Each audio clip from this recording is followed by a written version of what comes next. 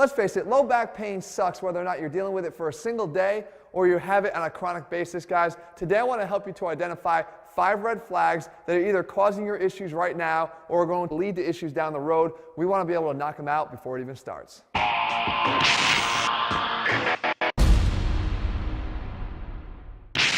What's up, guys? Jeff Cavalier, ATHLEAN-X.com. Low back pain is incredibly common, but it doesn't have to plague you because there's so many causes of low back pain that go unnoticed or you never get to the bottom of. The point of today's video is to find that cause.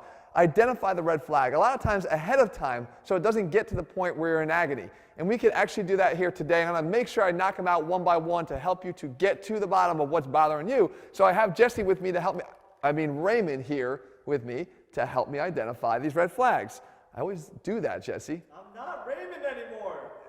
You're getting there. So now, the first thing I want you guys to focus on is right here, in your hip flexors, because this is one of the more common sources. We'll start with some of the more common causes. Hip flexors are going to cause a few different symptoms for you. If they're tight, you're going to feel that kind of stiffness where you feel like you can never really kind of loosen up. If you have low back pain, you kind of feel like you always want to do this, that's one indicator that you could be having problems derived from tight hip flexors. The second thing is, if you do ab exercises because you have low back pain, and you know that strengthening your core is a good way to get over those issues, but you're making things worse, it's likely that your ab exercises are contributing heavily to the tightness in your hip flexors because they're hip flexor driven movements. Now, what I want you to do first to test it is something called the Thomas test. The Thomas test can actually be done in a modified version here at the edge of a bench. All you do is you grab hold of one leg and you pull it to your chest as you lay back. That's actually not the leg that we're testing though. We want to see what happens to the other leg. And you're looking for 2 things. Number 1, can the leg itself get down to the level of the bench? Can the thigh rest on the bench? And if it does, what happens to the knee? Can you let the knee dangle at 90 degrees of flexion? If the leg is held up in the air, then it's an indicator right off the bat that you're probably dealing with some of this tightness here in the deep hip flexors, the iliopsoas.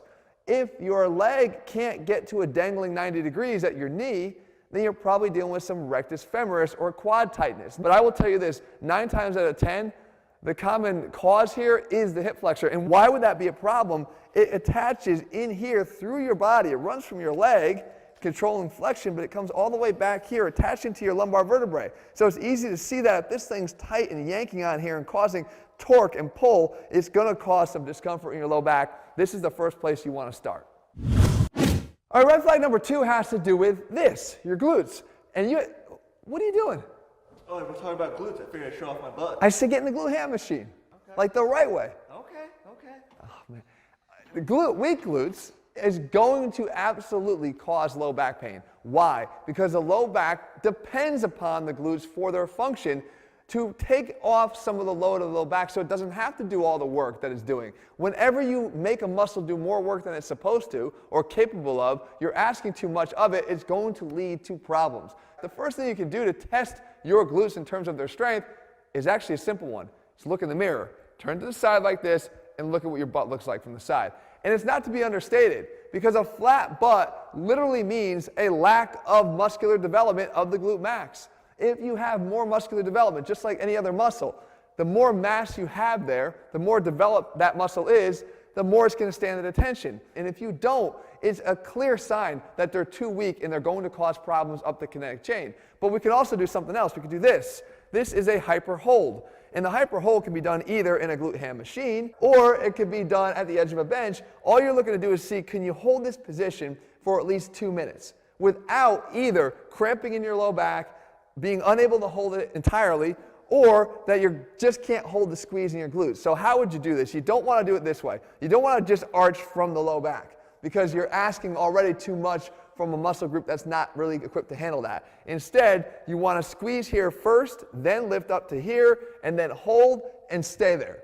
Again, now we're just trying to monitor how are you able to handle this. Can you hold this for at least 2 minutes? If you can't hold it for 2 minutes because of the reasons I said before, either getting cramping or being unable to hold entirely, then you have weak glutes. And we need to start somewhere. And where you start actually, especially in more of the acute phase of low back pain, is just working your way up on this exercise. Try to hold for longer and longer and longer, driving it through these glutes all the time. Now, of course, we got to make sure we get stronger here because the capacity for glute strength is immense. They're almost always weaker than they should be. And we have to incorporate ways we can do that in our own training. So we could do it with things like this, the barbell hip thrust, or with a sprinter lunge, or even a barbell RDL.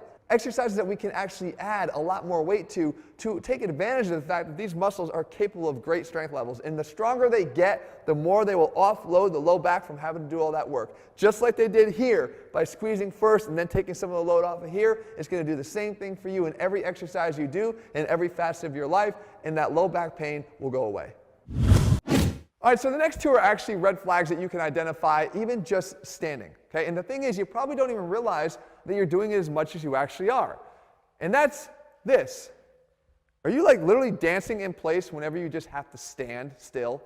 If you are, it's likely that you are having some weakness in the endurance capacity of your lumbar paraspinal muscles. They are built to be able to hold you simply still like this for at least 20 minutes. But if you find that you constantly have to do this because you're getting tightened up here, or you have to continually shift your feet and offload from one to the other, that's a sign that you have low back weakness that's being unaddressed. And whether or not it's causing problems right now is going to lead to them because you just simply don't have good endurance of these muscles. So what could you do about it? Well, number one, you could do what we just covered. You could do more of those hyper holds for the purpose of building up your ability to hold them for longer and longer periods of time. Right? Because we're going to be able to strengthen these muscles. And this is a thing because you realize that gravity wants to just kind of take you and fold you over. So in this position, to maintain good posture, your lumbar paraspinal muscles have to actually fire to keep you upright. This is actually made worse by something called anterior pelvic tilt. When you're in this anterior pelvic tilt position, it actually juts your whole body forward a little bit more. And when your body's forward, those muscles in the back kind of have to pull like reins to get you back up to the top. So they're going to have to work even harder.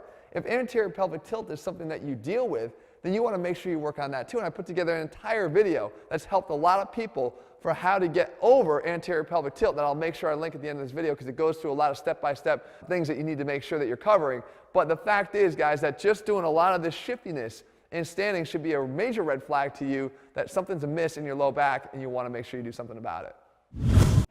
All right, the next red flag actually has to do with more pain, but not just in the low back, but pain also all the way down here in the arch of your foot, maybe to the point of plantar fasciitis, mostly coming from having flat feet or pronated feet. Now, what's the problem here is that we know that our whole body here is a kinetic chain. So if we have something messed up down there, it's going to make its way always up to the low back. Here's how it happens specifically here. When the foot is flat, you can see that the arch caves down, which puts this valgus torque on not just the ankle, but also up here at the knee. When the knee comes in this way and internally rotates at the hip, now we get an alteration of the glute firing mechanics on this hip. As the glutes are impaired, we already know what happens there. It feeds up the kinetic chain to where the low back has to start doing some things to compensate for that. All the time, that's going to result in something that's uncomfortable, more pain in the low back. So we have to fix this. So a couple options you have are taking advantage of orthotics. And not in all cases will these work, but the thing is that what you're trying to do is correct those biomechanics from the bottom up. We realize that when my foot is flat here and I have that valgus positioning here, when I put it on an orthotic, it instantly takes the alignment, especially here through the second toe, and it aligns it better all the way up the tibia. It straightens out through the hip and the knee. The glute can now function the way it should, and we're taking those loads and abnormal stresses off of the low back. The second thing you can look for is, again, in standing, do you happen to do this a lot and stand this way? The reason why you do, if you do, is because you're trying to place more of the pressure on the outside of the foot. You're already overloaded in this pronated position on the inside of your foot, and it feels uncomfortable. So what you try to do is you cross the feet, you stand on the outside of this foot and the outside of this foot, and it takes some of that downward pressure off. The bottom line is, either of these things are going to be a red flag for you. You got to make sure that you're willing to address these things, whether it be with orthotics or some other method, but make sure that you're addressing the flat feet because they're going to directly correlate to low back pain up the kinetic chain. And last but not least, red flag number 5 is one of the best in terms of being an early indicator that something's going to go wrong and soon. If you find that when you sit, you might not have any low back pain at all right now, but you sit like this, then you're likely going to have a problem in the future here, because this slumped posture here is usually indicative of something.